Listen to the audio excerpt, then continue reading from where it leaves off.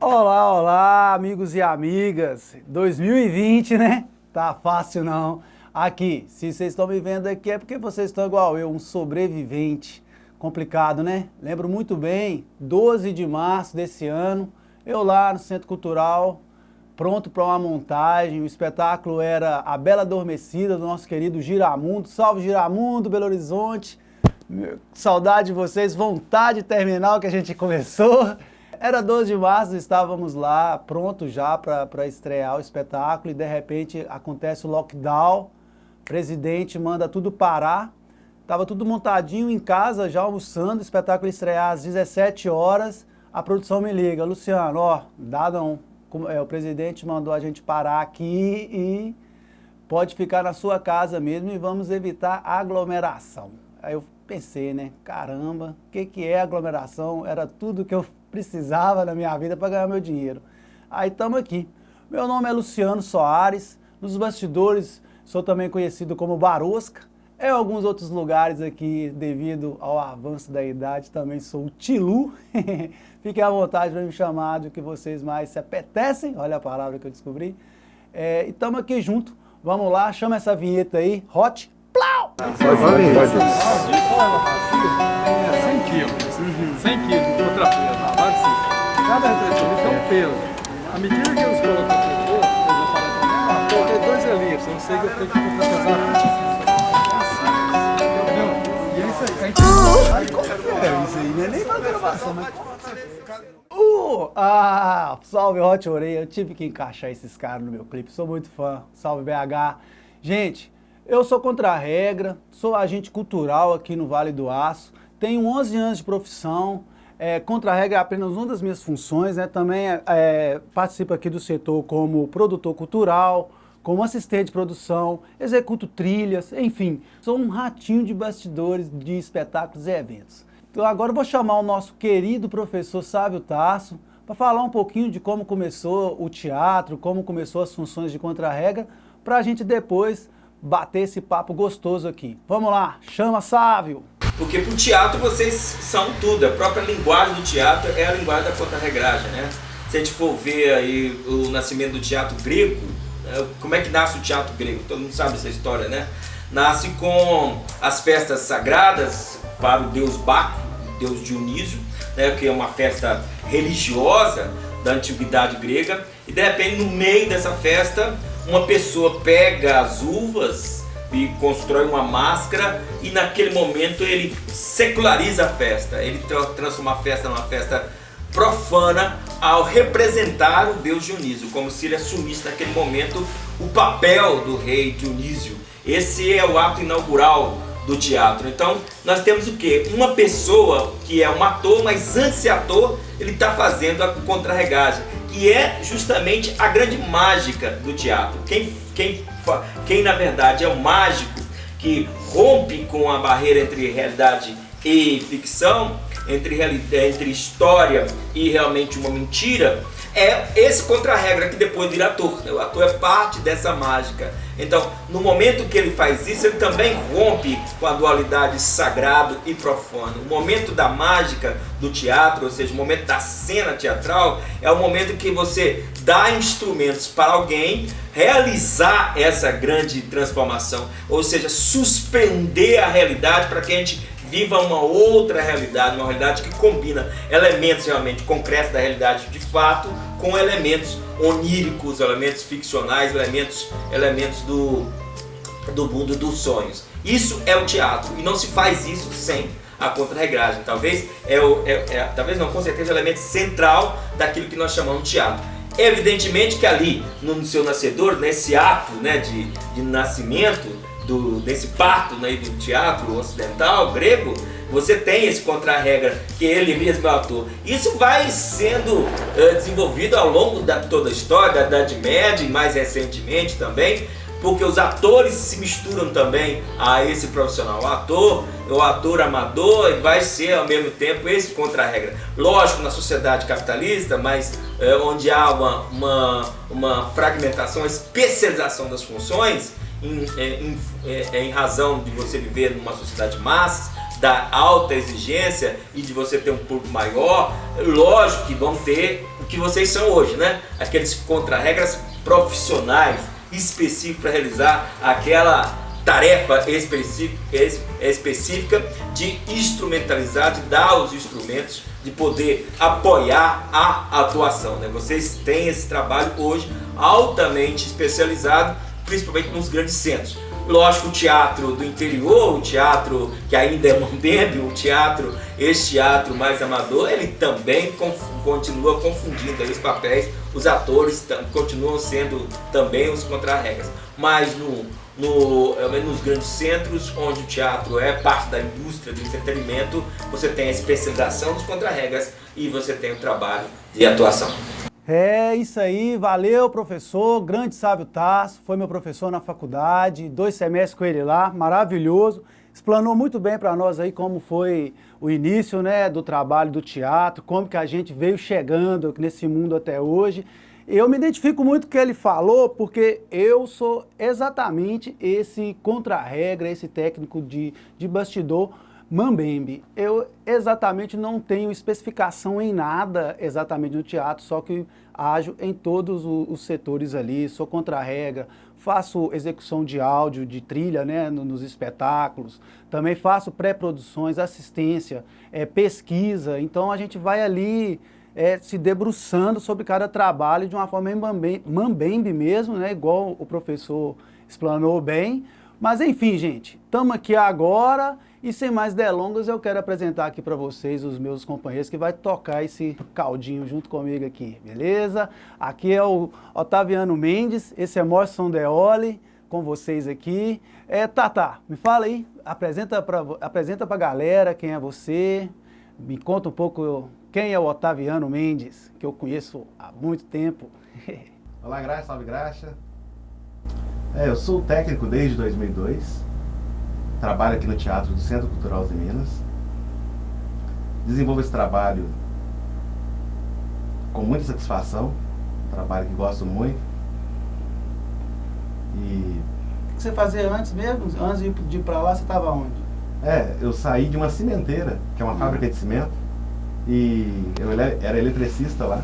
Ah, tá. Então você já estava mais ou menos Sim, lá. e o teatro procurava alguém que entendia de elétrica para trabalhar nessa área técnica que é a iluminação dentro do teatro.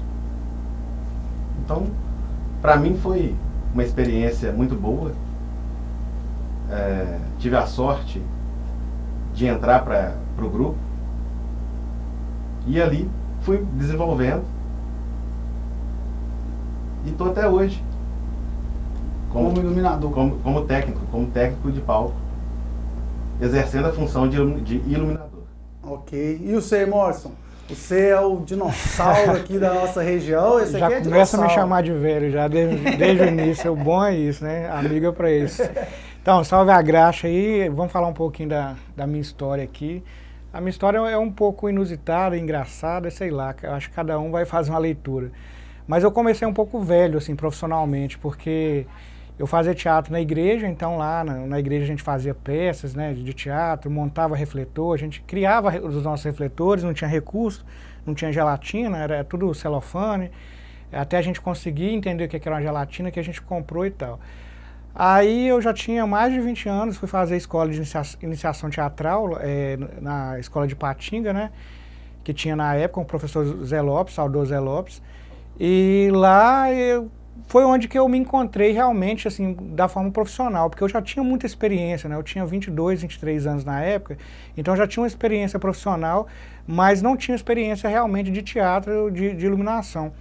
E lá, sempre aquela coisa, né? Ia pra atuação, era uma maravilha que você ficava de contra-regra. Aí sempre o papel que sobrava pra mim era ficar na luz ou no som. E aí eu decidi mesmo que o meu caminho era esse, eu não fui fazer a escola para ser um profissional, para ser um ator profissional, mas fui lá mesmo para fazer as conexões, encontrar pessoas, e a partir daí eu vi que eu tinha que estar nessa área de iluminação. E acabou que foi um momento que teve um boom cultural no Vale do Aço. Eu chamo muito isso de boom cultural, porque a Uzi Minas começou a investir muito em cultura, começou a ouvir um circuito Telemix celular, onde vieram vários espetáculos aqui para a região. E aí eu comecei a ver essa galera profissional, né, que vinha com mesa digital na época, que era novidade pra gente, mesa digital, tanto de som como de luz. E eu lembro uma vez que eu vi o Galpão apresentar, aí eu cheguei até os dois caras que estavam lá e falei, cara, o que que eu faço? Como é que eu faço para trabalhar que nem vocês? Eu quero fazer desse jeito, assim, eu quero fazer isso, assim.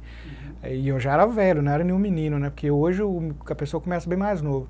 Aí ele falou, não, cara, a gente tem um curso lá em BH, acontece uma vez por ano, se você quiser, a gente abre uma vaga lá, você entra e tal, né, você vai com seus cursos. Eu falei, não, beleza e tal. Só que acabou que eu não pude ir nesse ano. E aí eu continuei, né, fazendo trabalhos aqui com os grupos daqui, aprendendo, e aí no ano seguinte, aí eu falei, não, esse ano eu vou. E aí, assim, a minha carreira realmente começou quando eu vou para BH, que eu fiquei um bom tempo lá, e eu fiz o Vladimir, o Alexandre, né, que eram iluminadores do Galpão na época, e né, o Vladimir tem um contato muito maior até que o Alexandre, mas são pessoas muito importantes na minha vida, aprendi muito com eles. Galpão então, também tem uma história importante para mim. É a referência, então... aí a partir disso eu comecei a entender a questão técnica, entender o que realmente, o que era montar um refletor, o que era afinar um refletor, o que era o olhar do iluminador, que vem um pouco depois na minha carreira, né, onde eu cheguei, mas essa base lá no Galpão, fazer conexões, dali eu já comecei a trabalhar com outros grupos, comecei a viajar, e aí eu volto para cá depois desse tempo, porque tinha um mercado aqui na época, e eu queria trabalhar. Então eu venho preparado, eu venho com uma certa moral, porque eu fiquei lá em BH estudando, né, e fazendo, e aí quando eu venho eu começo a trabalhar com o Grupo Farroupilha, com o Grupo Híbridos, né, com o Santinhos do Paoco, do Otto, então assim, comecei realmente a trabalhar com essas pessoas. Transformar o Mambembe em profissionalizado. Exatamente, né? Porque os grupos não tinham iluminador, né? Igual eu, a lá Mambembe também, né? Exatamente. O professor também explanou para nós. O que é interessante é que naquela época os grupos chegavam no teatro e falavam assim, eu quero uma luz assim. E quem fazia a luz, que nem o Otaviano na época, estava começando lá no teatro, mas era ele que fazia, assim. Ele tentava entender o que as pessoas queriam fazer e fazia. O Zé Leoguinho é mais antigo, então tinha o Jorginho, tinha o Remo, que era assim, as pessoas chegavam e falavam, eu quero isso. E aí eles faziam. Então eu já vim com essa visão de que abrir um pouco essa questão da iluminação e que os grupos tivessem mesmo os técnicos deles. Então aí depois disso eu vou e surge uma vaga no teatro da Fundação Acesita, na época, chamava Fundação Acesita, e acabo também trabalhando fichado lá. Então fiquei durante um bom tempo fichado. E depois disso, assim, a minha carreira, ela basicamente foi isso. Eu estava num trabalho fixo, então eu tive um certo conforto, e ao mesmo tempo eu tinha conexão com vários grupos, então isso também me dava um dinheiro a mais, vamos dizer assim, e também me dava um conforto a mais, que eu podia ganhar um dinheiro a mais, e ao mesmo tempo eu tinha a possibilidade de viajar com esses grupos e experimentando e fazendo coisas diferentes. Como eu trabalhava tanto como teatro, dança e música, eu tinha sempre essa possibilidade de estar trabalhando em várias áreas. Então, essa minha história louca foi mais ou menos assim, até onde eu cheguei. Você basicamente sintetiza aqui, o que eu penso essa profissionalização nossa, ela veio na marra, né? Sim. Que eu até antes aqui queria cumprimentar o Rômulo Avelar, você citou o Galpão aqui, nosso querido Rômulo Avelar, que se não fosse ele também, eu acho que eu não estaria nessa área, porque em 2010 eu estava lá em uma empresa de cervejaria, vendendo cerveja, trabalhando com evento, e de repente o Grupo Farroupilha veio, me laça, e me joga a primeira atividade minha, Rômulo Avelar, curso de 4 meses em Belo Horizonte, produção. Eu ainda estava descobrindo que era a palavra produção. Então, um abraço a todos vocês aí. E aqui, Tata, você é exatamente o oposto desse Mambembe nosso aqui, né? Desse início de história nosso. Lá no teatro, lá, como é que é? Que vocês praticamente, como é que fala? Gabaritam a profissionalidade aqui na cidade, que tá num teatro, né, com a tecnologia top, tá aí, se não me engano, aí deve estar entre os melhores da América Latina aí, né, em questão de equipamentos, né? Conta aí pra nós como é que é lá, cara, que eu amo aquele lugar, realmente. Luciano, vem de muito trabalho e lá no início nós também aprendemos na prática. Sim. Aprendemos muito com os grupos que vieram até aqui, com essa troca de equipes de fora, com a nossa equipe aqui do teatro. Uma equipe disposta a aprender, sim, aberta a entender como que é essa arte, como que funcionava a técnica, porque era difícil naquela época encontrar pessoas que quisessem trabalhar nessa área aqui na região, porque era novidade. Sim, verdade. Era novidade. E deixar o seu emprego ali, que você sabe que você pode construir uma carreira, estudar e chegar a algum lugar, para trocar isso por uma classe artística, né? Se tornar um técnico de teatro, é um caso que também leva a gente a pensar. Sim, com certeza. Sim. É o mesmo lado do artista, né, Tata? Tipo, eu penso assim, o artista, quando ele vai se arriscar na arte ali, né, ele tem que abrir mão. A 8 horas do dia é a mesma para todo mundo, né, para trabalhar. Então, você abrir mão daquilo que tá certo ali, talvez a família já encaminhou, e abrir mão para desfrutar esse sonho aí, tanto na técnica quanto na arte, é complicado. Eu bato palma para quem faz isso e me detono no espelho às vezes também, né? É uma dualidade. Foi uma oportunidade, né? Porque quem se entregou a esse trabalho, quem decidiu enfrentar, seguir nessa trilha, teve muitas oportunidades. A gente ali trabalhou desde espetáculos e grupos lá do Japão, da Europa. Cheguei a trabalhar com técnicos da Europa. Então, assim, é uma oportunidade de você ver quem sabe todos os princípios da arte, que conhece a fundo o trabalho, que entrega para o público algo que brilha nos olhos. Então, assim, a gente ficava maravilhado também quando a gente via aquilo. E isso incentivava a gente a querer aprender mais. Então, no meu caso, foi um estalo, porque quando eu via o público aplaudindo de pé, o público se emocionando, eu me emociono. Sim. Porque eu gosto muito de ver aquilo assim, o fruto do trabalho dando resultado. É uma centelha que Sim. Só quem vive ela que sente ela Muito queimar, bom. né? Eu também, eu acho que eu não troco isso fácil não, cara. Eu não troco isso também fácil não.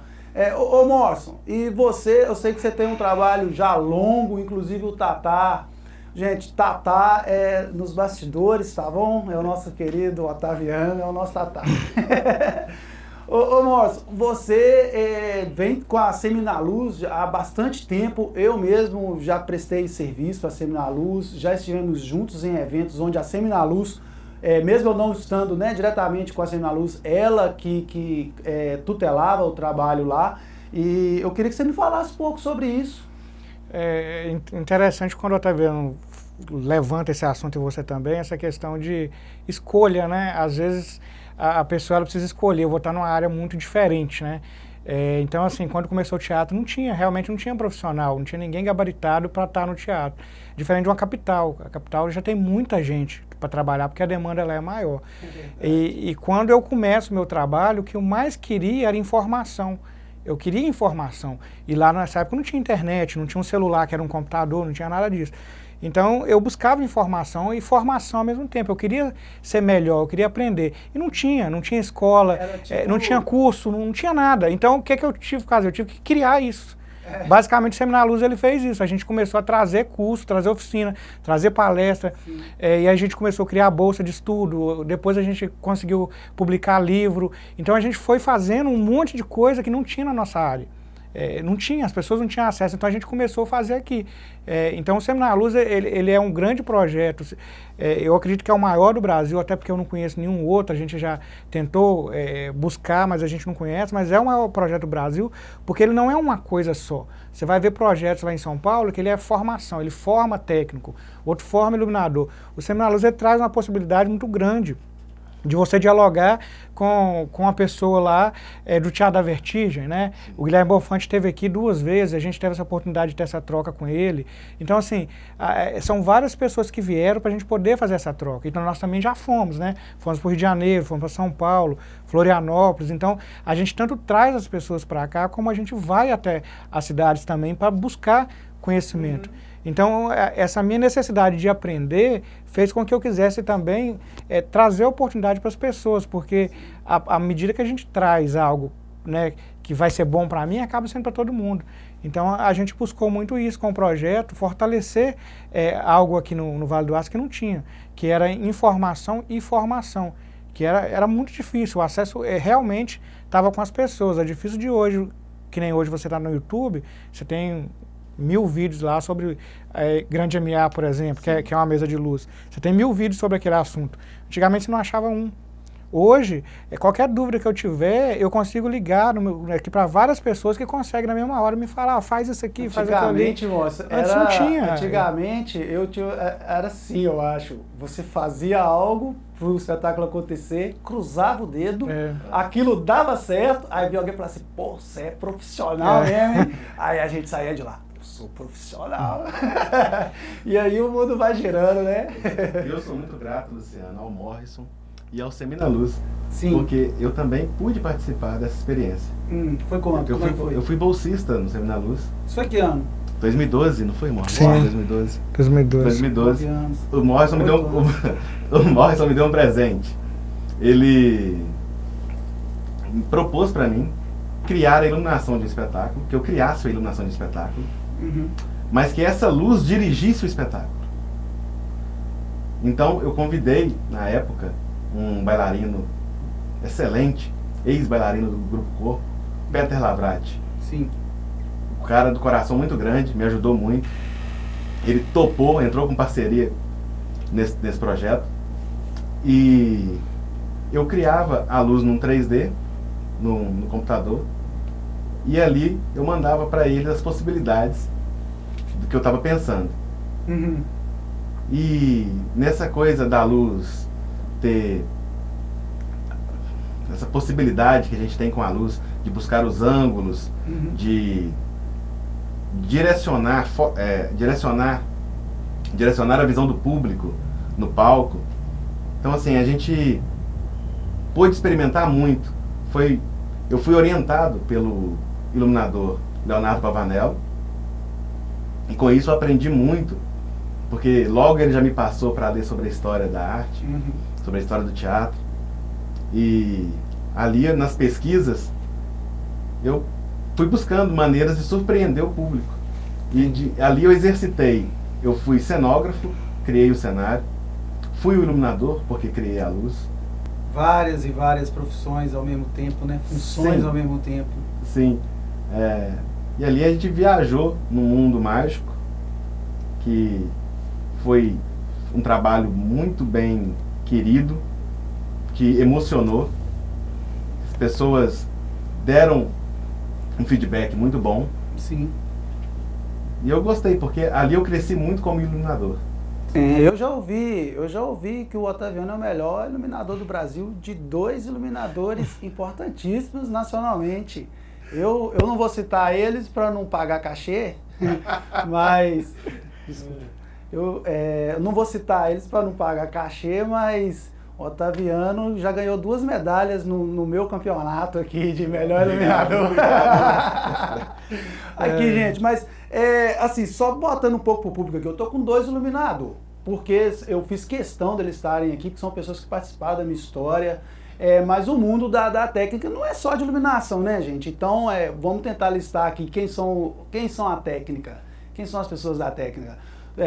Eu, o contra-regra, ou executor de áudio e luz, o iluminador, sonoplasta, caixa, ele é uma graxa, né? Ele é da turma da graxa. O caixa, segurança, o fotógrafo, que parece que não é, mas vocês são.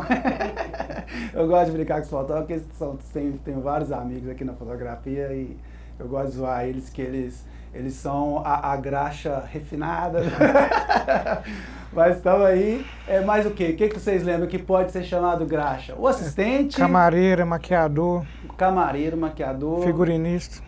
Mas quem, Tatá, que está na nossa turma aí, acha que não tá? Técnica, maquinista. Motorista. Sim. Cozinheiro, dependendo do evento, ele passa a ser da turma da técnica, né? Todos esses vivem de eventos e ficaram parados aí um bom tempo. Eu vou chamar o Joab, nosso querido cenógrafo aqui da cidade, grande amigo meu, para um depoimento aqui, falar um pouquinho sobre essa parte da cenografia dele aqui. Vamos lá? Olá, eu sou o Joab Sanches, sou arquiteto, cenógrafo e designer de produto. E Eu trabalho com cenografia há 5 anos, a partir de um convite de um espaço cultural aqui da minha cidade. E a partir dessa oportunidade, há 5 anos atrás, eu nunca mais parei de trabalhar com cenografia. Então, quando eu me descobri na cenografia, ela parece que completou o que faltava no meu lado profissional. E eu gosto muito de trabalhar com cenografia porque os projetos cenográficos, eles são realizados rápidos, né, independente em relação, né, com a minha outra profissão de arquitetura, os projetos eles são mais longos. E o legal também da cenografia é que quando a gente entra nesse espetáculo, nesse mundo do teatro, é um lugar mágico. A gente pode criar, ter várias soluções de levar as pessoas, o público, para um local assim, totalmente fantástico, né? Através do conceito, através da nossa experiência e problema que é individual assim, da minha cidade em relação em trabalhar com cenografia, que é a falta de profissionais para atender essa demanda que surge através dos nossos projetos. A gente não tem aqui na cidade muitos cenotécnicos, então a cenografia, como os projetos eles são novos e são únicos, né? Cada projeto ele tem uma particularidade que depende de um profissional para poder solucionar essas questões. Então, um grande problema que eu encontro hoje é a falta de profissionais capacitados para atenderem essas demandas do cenário, da criação de cenário. É isso aí, ó. Essa é a opinião do Joab. Não sei se é a opinião de todos, né, que estão todas as funções dentro da técnica, mas na cenografia tem essa dificuldade. Eu, quanto agente cultural, quando eu estou fazendo os meus eventos também, eu sinto algumas dificuldades em certas áreas. Com vocês, como é que é? Você lá é praticamente, você é o cara que você não pede serviço, né? Você oferece o serviço. Mas talvez no caso do Morrison, que tem que contratar bastante. Como é que é essa história suas aí, gente? Quem fica à vontade? Então, eu acho que a questão do Joab é muito parecida com a minha, porque ele tem essa demanda de mão de obra, no caso, né, que ele é o cenógrafo e ele precisa de cenotécnico. E eu acredito que ele pode ter essa questão da demanda porque ele precisa de um cara que entende de móveis para fazer um cenário, mas ele tem que ser um cara refinado, um cara que tem aquela maldade para fazer aquele cenário, que seria realmente o cenotécnico. É o cara que tem, é um serralheiro, mas não é um serralheiro, é um cara que é serralheiro, mas ele tem a maldade de fazer, ter o acabamento, né? E tal. Então, quando eu falei de Seminar à Luz, eu tive que criar as formações ali, as oficinas, para que fosse aparecendo técnico. Então, assim, se você falar assim hoje, hoje tem falta técnicos de som e luz no Vale do Aço, vamos pegar as 4 cidades. Eu vou falar com você a seguinte coisa, sim e não. Por quê? Se você pegar de outubro a dezembro, sim, falta, porque tem muita demanda. Mas se você pegar de janeiro até agosto, setembro, não falta, porque é muito sazonal. Hoje eu preciso de 5 técnicos, amanhã eu preciso de 1. E as pessoas não podem trabalhar de freelancer, por mais que seja bonito, né? A gente fala assim, eu sou um freelancer, é muito bonito. A sensação que é o autônomo, mas, tá se dando bem. Mas como que ela paga as contas dela? Então, assim, eu acho que existe, hoje seria 3 possibilidades para uma pessoa definir, eu quero ser um técnico de som, um técnico de luz, eu quero estar nessa área. Ele teria, primeiro, trabalhar fichado, né? Trabalhar fixo, que é o caso do Otaviano, e eu já trabalhei dessa forma. Sim. A segunda é trabalhar fichado ou então de um certo contrato com um grupo que tem a demanda, com um grupo que viaja, seja uma banda, seja um grupo de teatro, alguma companhia ali que dê demandas para ele, para que ele consiga ficar por conta disso. E o terceiro, virar um empreendedor, que é o caso que eu virei. Eu tive que me tornar, eu fiquei um tempo na empresa, mas eu vi que não dava mais para mim, porque eu não conseguia cumprir minhas atividades na empresa e fora da empresa. Então eu sempre tinha que optar pela empresa, porque lá era o que bancava o meu salário. Sim. E aí eu falei, não, eu quero fazer as 2 coisas, eu quero ter esse e o de cá. Eu virei empresário, é muito mais difícil, porque aí é você que tem que criar suas demandas, é você que tem que ter sua estrutura. Mas então assim, Precisa de formação? Sim, sempre vai precisar de formação. Mas, de certa forma, eu não acho que falta profissional. O que a gente precisa fazer hoje, não só aqui na nossa região, mas em Minas Gerais inteiro e um pouco até no Brasil, que é fortalecer a nossa área, valorizar.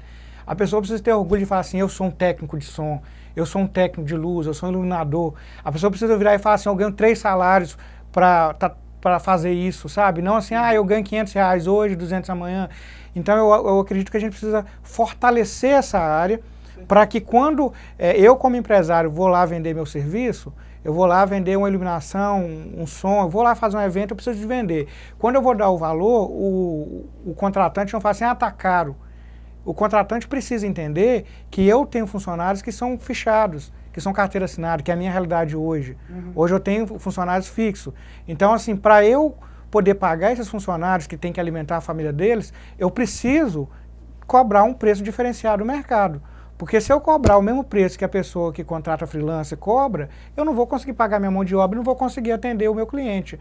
Então, eu preciso cobrar, não é que é mais caro, eu preciso cobrar o que é real. Eu preciso cobrar um valor que eu pague meus impostos, que eu pague meus funcionários e que o meu funcionário tenha orgulho, porque os meus funcionários têm orgulho de trabalhar, de ser o que eles são, porque eles são técnicos realmente. Então, eu acredito que a gente precisa trazer para a discussão cada vez mais isso. Eu preciso ter orgulho, assim como o médico tem orgulho, o técnico precisa ter orgulho de ser quem ele é e precisa receber bem para fazer isso. Com certeza. Eu vou chamar aqui agora o nosso amigo Nitim Dias, ele trabalha com audiovisual, é microempresário da região também. Vamos ver o depoimento dele, a questão disso também, conhecer um pouquinho da história dele. Meu nome é Nitim Dias, sou técnico em audiovisual, produtor e microempreendedor.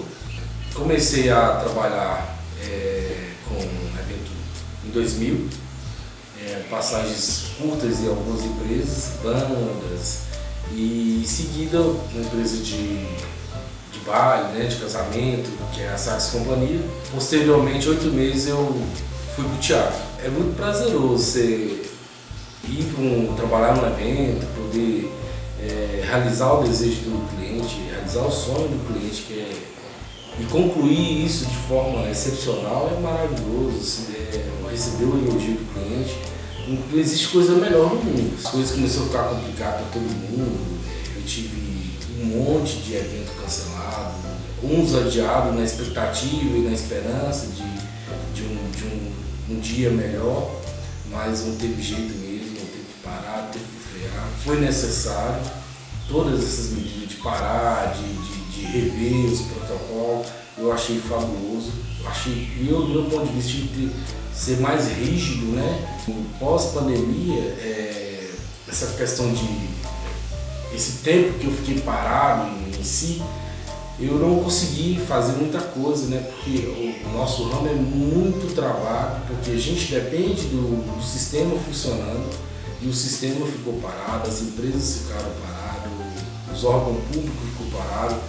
Então, assim, os projetos culturais foram todos parados. Então, assim, a gente ficou meio sem chão, sem um apoio, sem uma direção, sem um guia, né? Para que a gente pudesse pegar o norte e seguir a vida. É isso aí. Nosso amigo Nitim Dias foi bem claro aqui e já está trazendo a gente pro próximo tema, que é o que eu quero saber de vocês aqui. Como foi a pandemia? Eu mesmo aprendi a plantar, eu aprendi sabe aqueles macramê para colocar plantinha? Aprendi também. Enfim, o meu primeiro mês em casa foi no estilo vovozinha e depois eu já estava no estilo Homem-Aranha, subindo a parede. E você, Tata, como é que foi? Vocês pararam lá? Como é que foi a vida lá no Centro Cultural? Eu não vi a hora de voltar a trabalhar, voltar a produzir. A reação, ainda bem que houve a reação. Porque eu acredito que o que a gente tira dessa pandemia agora, que a gente vai ter que levar e aprender, é aprender a reagir mais rápido. Isso, também sinto.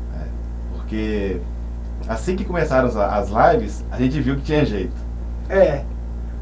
E fez igual aquelas camisas do Paraguai. Acho que hoje quem tá aguentando live, hein? Se eu abrir essa geladeira aqui, eu acho uma live. Mas foi necessário. Foi necessário. Foi o caminho que tinha, a gente fez no estilo Verme. O buraco que tinha, a gente entrou nele e foi embora. E acredito que isso segue. Porque talvez é uma saída para os espetáculos, né, conseguirem até mais renda. Eles serem também, além de ser presencial, serem transmitidos online. Da agora para frente, quem sabe. E lá no Centro Cultural, vocês ficaram parados mesmo quanto tempo? Foram 3 meses. 3 meses, né? Mas tinha home office ou parado mesmo? Home office. Home office. No seu caso não adiantava muito porque você dar a mão na massa, né? E tal. Deu pra construir os 3 cômodos, né? Deu pra fazer bastante coisa. E você, Márcio? Fez curso, viajou pra Dubai, porque o Seminário Luz tá bombando. Acho que os 3 meses foram os piores, porque assim, a gente tinha essa noção de que primeiro assim, maio vai voltar devagar, depois junho vai voltar devagar, depois julho vai voltar. E nada aconteceu. E a gente que é da área de eventos, a gente depende de aglomeração. Isso. E uma coisa que a gente acha que ficou claro pra gente é que não se faz evento sem aglomeração. Porque se você for fazer uma live, de certa forma você vai ter gente aglomerado. Né? Por mais que você tá na sua casa, lá você vai estar aglomerado, lá na live vai estar. Então, assim, pra mim foi difícil, porque como eu tenho empresa, eu fiquei, não plantei nada, não fui fazer nada manual, pelo contrário, eu acho que foi o tempo que eu mais usei a cabeça trabalhando, buscando possibilidades, estudando, tentando formas, tentando achar a fórmula sagrada, né? Tentando achar alguma coisa. Eu fiquei quase de todas as formas. Né? E teve um ponto também que eu quero bater nesse ponto das lives, que foi péssimo. A live, eu acho que para a área de eventos foi a pior coisa que já inventaram, porque desvalorizou demais o mercado. As pessoas estavam sem trabalhar e para trabalhar muita gente teve que jogar o preço lá no chão.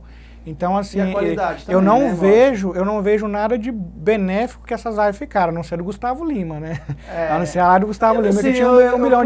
Não o caso do Gustavo Lima, porque não é muito o meu gosto musical, mas eu fui ver live, por exemplo, assim, Skank ou uma banda bem grande, e eu acho que perde a qualidade, tira um pouco da emoção. Sim, mas ele tinha dinheiro bancando, eu tô querendo dizer isso. Eles tinham top, né? Eles tinham dinheiro. Nós aqui, quem tá mais na linha de baixo, realmente, eu acho que eu só consegui ver 3 meses de live. Vocês desculpem aí, meus amigos que fazem live direto, eu amo vocês. A gente se encontra pela rua. Aqui, gente, eu quero falar com vocês, lógico, vocês já sabem, talvez o público não sabe, a turma da graxa durante o Brasil. O que aconteceu? Com essa pandemia, todo mundo da Tech teve que se virar, igual vocês explanaram aqui mesmo, e começou a surgir movimentos mesmo, né, patenteados, que foram para brigar com os governos federais, estaduais, a troco de recursos para a gente, que no nosso caso aqui em Minas, a gente tem o Salve a Graxa, BH, que está nos cuidados do Felipe Amaral e a turma dele, fizeram um excelente trabalho, Skank, Rogério Flauzino, vários artistas fizeram live para essa moçada durante a pandemia, e eles conseguiram alimentar, se não me engano, mais de 700 bocas do grupo deles, assim, contundentemente, não aquela coisa esporádica, até hoje. Se eu não me engano, foi em setembro que eles encerraram um pouco as atividades com o movimento Salve a Graxa, porque aqui em Minas, o governo, né, da partir de agosto, começou a liberar algumas coisas e essa galera começou a voltar gradativamente, eles estão conseguindo trabalhar. Tem um outro grupo chamado SOS Graxa, que esse aí é um xodózinho meu, é lá de Espírito Santo, da galera do Cristiano Caetano, da Ju e da Lúcia, que bateram um bolão lá também. Vamos pegar, eu consegui, né, um depoimento do Cristiano, vamos trocar, é só ver o que ele tem para falar com a gente aqui? Sou um dos fundadores do SOS Graxa e vim aqui falar para vocês um pouquinho do SOS Graxa. O SOS Graxa no estado ele foi fundado pelo Cristiano Caetano, pela Lúcia Marins, pela Marina Bochá, pela Juliana Barbosa e pelo Jefferson Pinto. Muitas pessoas perguntam se você já se reunia antes da pandemia. Não, a gente não se reunia antes da pandemia. Na pandemia nasceu a necessidade da gente ajudar os nossos amigos profissionais que trabalham com a gente na área de eventos, que estavam passando por dificuldades.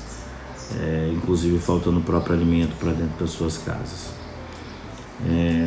O SOS Graxa, ele é um coletivo que ele atende a diversos municípios no Espírito Santo, tanto do interior como da Grande Vitória. Cidades como Guarapari, Colatina, Linhares, toda a região da Grande Vitória aqui, a gente conseguiu atender essas famílias que trabalham. Temos mais de 360 famílias cadastradas. O SOS Graxa ele também desenvolveu algumas ações durante o período da pandemia, como uma carreata que saiu da Praça do Papa e foi até a Praia de Camburi, onde a gente mostrou para a sociedade que existiam várias famílias que estavam passando por dificuldades por conta da pandemia, por conta da cessão das suas atividades.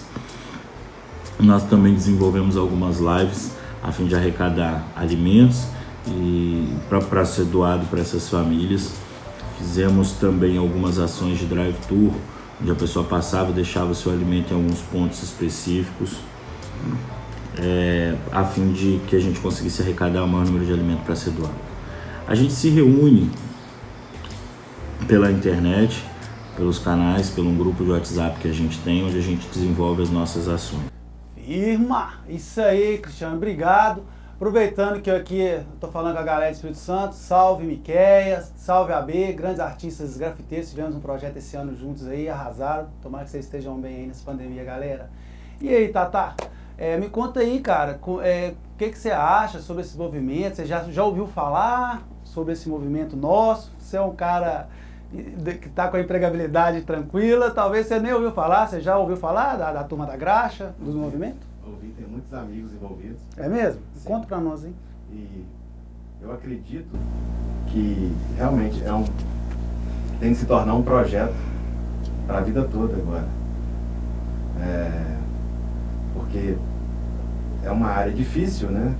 Onde esses técnicos precisam realmente de um apoio. E ainda bem que existem pessoas boas assim, que se juntam, se disponibilizam do seu tempo para criar algo tão bom assim para todos, né? Eles debateram com o governo estadual. Lá é diferente, igual eu estava falando sobre a Turma da Graxa BH, eles já voltaram, a maioria estão trabalhando ali, já estão dentro de estúdios, fazendo lives, fazendo shows para drive-in. É drive-in que fala? Drive-thru. Drive-in é outra coisa, né? Pensando nisso, né, para eu fazer esse programa, eu andei pesquisando, eu sou, reiterando aqui, o mais mambembe de nós três, então eu realmente tive que procurar, eu não sabia de existências de órgão. Desculpe a classe, tá, gente? A gente tem que trabalhar e acaba ficando só por conta do trabalho e chega de zóio murcho em casa para descansar para outro dia. Mas eu tive com um queridaço amigo meu, Godoy, amigo nosso aqui, que ele faz parte do CONSEC, e ele tem um depoimento também, algumas dicas para dar para a gente. Vamos acompanhar aqui. Eu sou o Anderson Godoy, mais conhecido como Godoy, sou integrante do grupo Híbridos, que é um grupo de dança que este ano celebra 18 anos de trajetória artística cultural aqui na região, né, na cidade de Ipatinga. Faço parte do CONSEC, que é o Conselho de Estado de Política Cultural aqui de Minas Gerais, representando a área da dança. E por ser do CONSEC, eu fiz parte da Comissão de Gestão Estratégica da Lei Aldir Blanc aqui no estado de Minas Gerais. Então, na verdade, eu acredito que a cultura, ela tem, a cultura é viva, né? Cada vez mais eu acredito que não tem muito espaço para os improvisos e para questões relacionadas ao fazer cultural, que de fato vai ali naquele jeitinho brasileiro, né, que a gente sempre ouve falar por aí. Eu acredito muito que esse espaço ele tem se profissionalizado, né? A gente agora há pouco conversava sobre os editais, sobre os chamamentos públicos, sobre como é que esses artistas vêm se organizando para cada vez mais estar na cena. Ainda existe sim, né, muitos artistas de diversas áreas que está no amadorismo, né? Tem um amigo que costuma falar que o amador é aquele que ama a dor do fazer, né? Porque aí o fazer ele é difícil, né? O fazer ele é doloroso, E o amador é esse, né? Que ama a dor do fazer. A questão da pandemia, por exemplo, como é que todos se organizaram para poder estar nas redes sociais, né? Para poder criar, sei lá, canal no YouTube, bombardear, né, as suas redes sociais como Facebook, Instagram, levando programação, por exemplo, para os canais digitais, coisas que a gente não via há alguns meses atrás, né? Então eu acredito sim que a classe cultural, de certa forma, seja a dança, teatro, circo, a música, ela sim está saindo aí de um amadorismo e sim caminhando aí para um profissionalismo em sua área. Veio uma oportunidade, no caso específico, né, de nós mineiros, que foi a Aldir Blanc, mas ela encontrou os técnicos despreparados. A gente tinha 400 projetos de R$8.000 cada e a gente teve 224 inscritos, e desses 224 a gente ainda teve um número de desclassificados, ou porque não enviou o currículo, ou porque não enviou a documentação correta, né? Então assim, é de uma tristeza isso, eu acredito. Que é um recurso público, é um recurso de direito. Pensa, um estado com 853 municípios como Minas Gerais, com certeza a gente tem muito mais de 400 técnicos, né? Então, se a gente pensa em todos os técnicos do estado, esse número de 400 projetos era um número pequeno pelo tamanho da demanda, mas ele ainda se mostra, a gente não conseguiu chegar nem, né? Passou pouquinho ali da metade. Eu acho que é sintomático, né? É um problema que eu acho que a classe, né, tem que reconhecer, atacar isso e devolver para o Estado como uma urgência, né? É isso aí. Muito obrigado, Godoy, pelo desprendimento, pelo contato com a gente aqui. Realmente, para mim, foi basicamente dessa forma mesmo. Inclusive, o Seminaluz fez um edital, né, eu não mandei naquela ocasião por vergonha de estar na frente de uma câmera, você acredita? É um processo, eu estou aqui, todos nós vivemos o seu processo. Eu me considero uma pessoa muito tímida, então naquela ocasião eu deixei de mandar porque simplesmente por vergonha. E nesse último que teve, eu também não pude mandar por afazeres mesmo, não tive tempo de poder parar e fazer o projeto. Aí eu quero. E você concorda com o Godoy, moça? Você é uma pessoa que teve já, né, como conselheiro do Estado, não é? Conta um pouco disso para nós. Na verdade, eu fui parecerista, né, tanto de Patinga duas vezes. Parecerista. Parecerista? O que é isso? É a COPEFI, que é a comissão que avalia os projetos da lei estadual. Eu já fui da lei estadual 2 anos e fui de Patinga também 2 anos, né? Sim. Que a lei, ela é uma lei que vai regir ali, se você quer receber incentivo, então você tem toda uma forma de mandar um projeto, né, construir um projeto e mandar para o Estado. Aí se você é aprovado, você corre atrás do patrocínio, empresas, né, grandes que têm ICMS, que pagam ICMS. Esse dinheiro é debitado no ICMS da empresa. Sim. Então, na verdade, funciona dessa forma. Essa é a realidade que o Godoy trouxe, né? O Godoy é o produtor do Seminaluz também desde quando começou, amigão nosso aí. Uhum. É uma realidade nua e crua. Por quê? Foi a primeira vez no estado de Minas Gerais, eu vou falar de certa forma no estado de Minas Gerais, que existiu um edital específico para técnico. Quando a gente começou, a gente tem um outro grupo que chama Multicabo, que a gente estava articulando muita coisa junto, né, que a maioria das pessoas é de BH e eu sou do interior. A gente estava discutindo uma bolsa de R$ 2.500. A discussão era para que brigasse para que o técnico recebesse uma bolsa de 2.500 e fosse 300 bolsas. Aí a discussão foi, não, vamos pedir de 3.000 e tal. E essa discussão foi indo. Eu sei que depois que começou a discussão mesmo na mesa, de R$3.000, que era o objetivo, a bolsa foi para 8. A bolsa foi para 8.000. Então pensa bem, a gente estava pensando em 300 bolsas e aí foi para 700, porque tinha uma segunda chamada. Caso a primeira chamada de 400 tivesse mais pessoas, eles iam abrir uma segunda chamada para dar mais bolsas ainda. Então, era previsto 700 bolsas e teve apenas 224 inscritos. Então, assim, caramba, é muito triste porque não tinha lá, assim, bolsa para produtor 8.000, bolsa para ator 7.000, bolsa para técnico 3.000. Não, era nivelado. Era nivelado, artista, produtor, todo mundo era nivelado igual. Que é então, um legado, né? A pandemia e outra coisa, pra gente essa obrigação de igualar os técnicos com os atores sim, e os outros agentes da cultura. E o mais interessante é que não precisava fazer vídeo. Era uma bolsa para estudo, era chamado de bolsa de criação. Qual que era a sua proposta? Eu quero estudar operação de luz durante 2 meses. Mas, eu quero... Era só isso. Quais os meios de comunicação a secretaria, é a secretaria que eu falo? Sim, Secretaria de Cultura. Qual é o meio de comunicação que a secretaria usou para trazer isso para os técnicos? Assim? Foi só através de outros profissionais? Por exemplo, o seu canal divulgou isso. Sim. Mas foi só através disso ou teve propaganda nacional, em rede nacional? Porque se chegou até mim, até eu... Se chegou até eu, chegou através de grupos e passou batido. Sinceramente, a da Bolsa passou batido para mim. Então, Luciano, eu tenho um projeto do Arte Salva, que eu vou fazer um vídeo que é sobre o técnico de eventos, eu até uso a palavra eventos para abranger mais, o técnico de eventos como empreendedor cultural. O ano que vem eu vou estar finalizando esse vídeo e eu abordo exatamente esse tema. Essa pergunta é que eu respondo para todo mundo quando eles me fazem essa pergunta assim. Eu não fiquei sabendo como foi divulgado. A secretaria divulgou? Divulgou. Nos canais dela, né, através do site, através de diário oficial. Ela fez toda a comunicação como se há de fazer qualquer comunicação. Não se... Chegou em você, Tatá? Não... Chegou, Eu entrei pelo canal do Senador. Você perdão, interrompendo você. Você faz parte da... Você está nesse projeto? Estou nesse projeto também. Você foi contemplado lá? Fui contemplado. Que bom, que bom. O que acontece que eu falo com as pessoas? Todo mundo tem um grupo... todo mundo tem vários grupos de WhatsApp. E geralmente tem de tudo nesse grupo WhatsApp. Então por que você não pode ter um grupo de pessoas que estão buscando essas editais e tudo mais, sabe?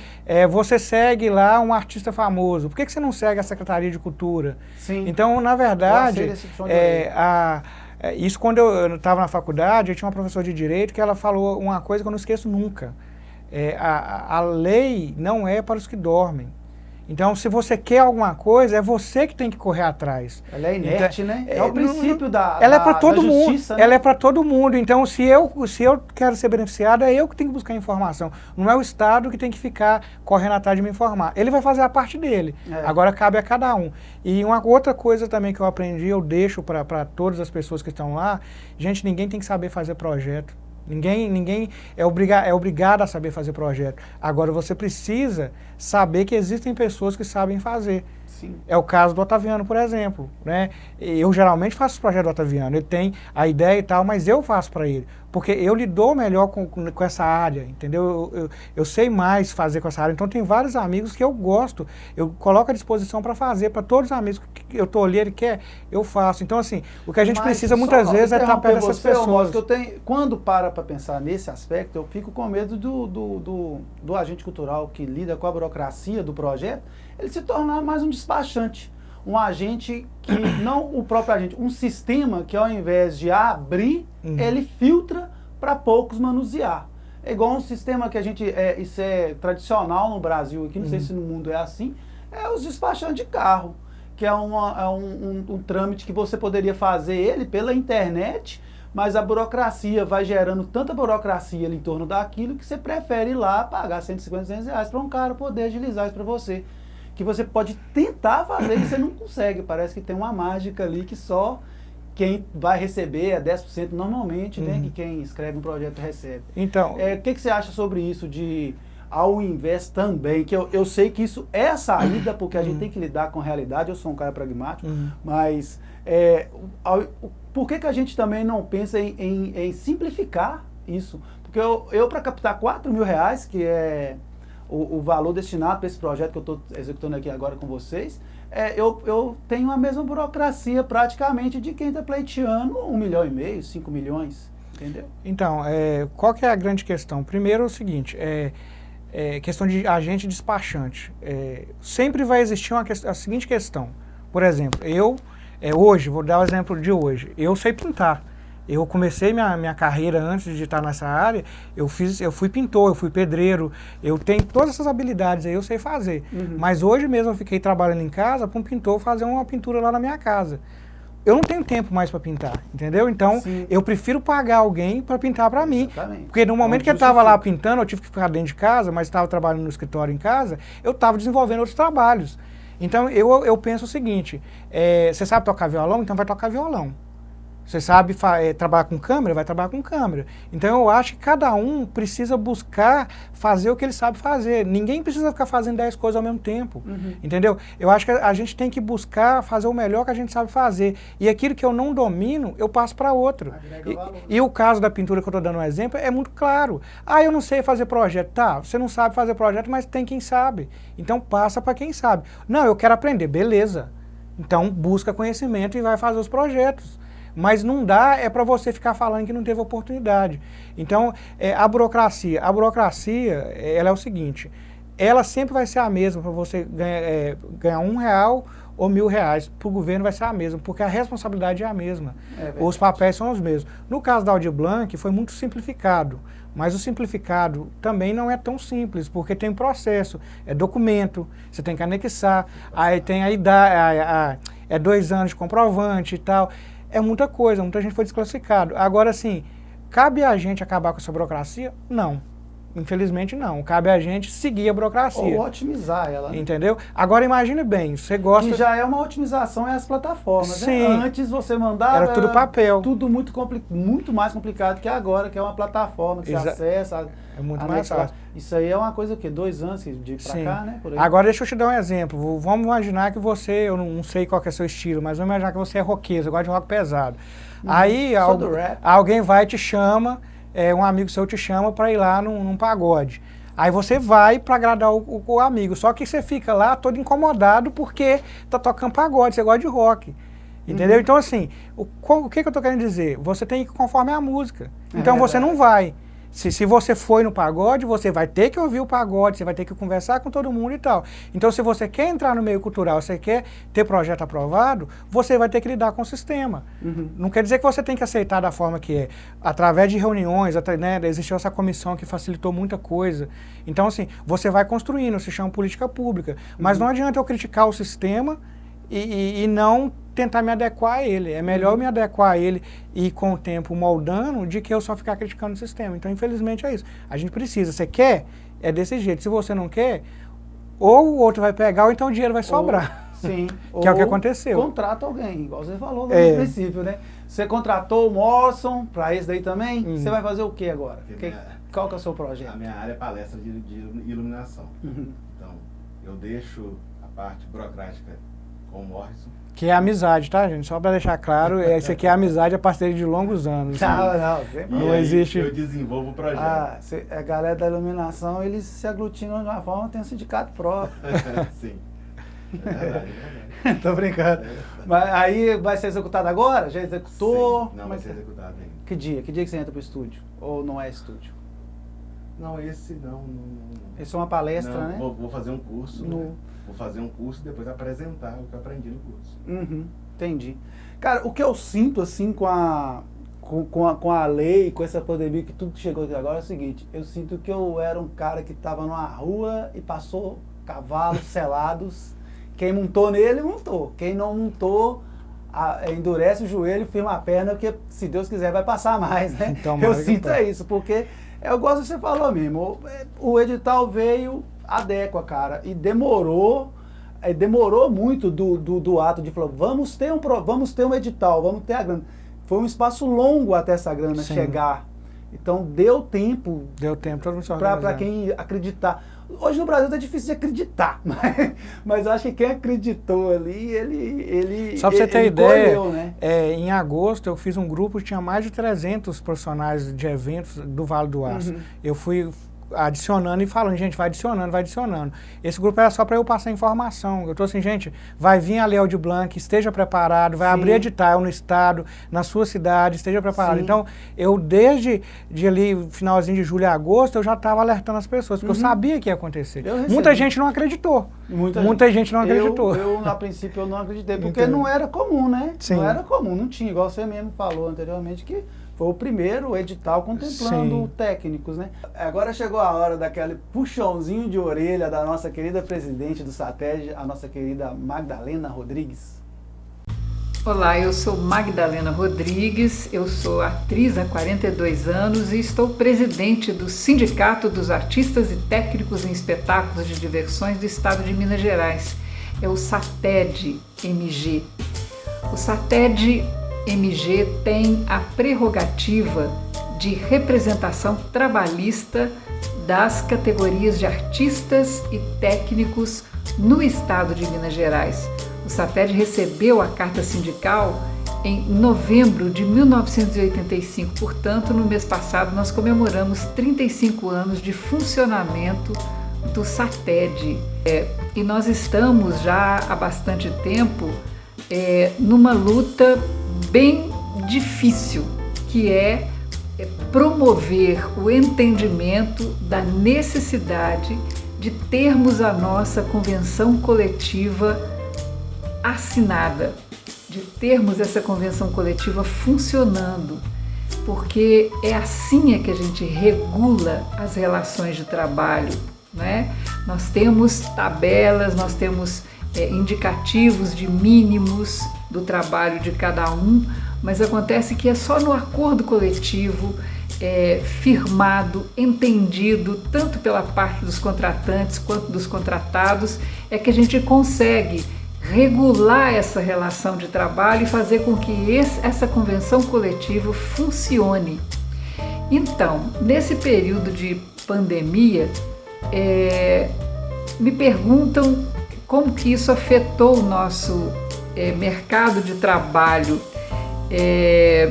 e falam também de falta de formalidade. Não existe falta de formalidade. A profissão de artistas e técnicos é formalizada.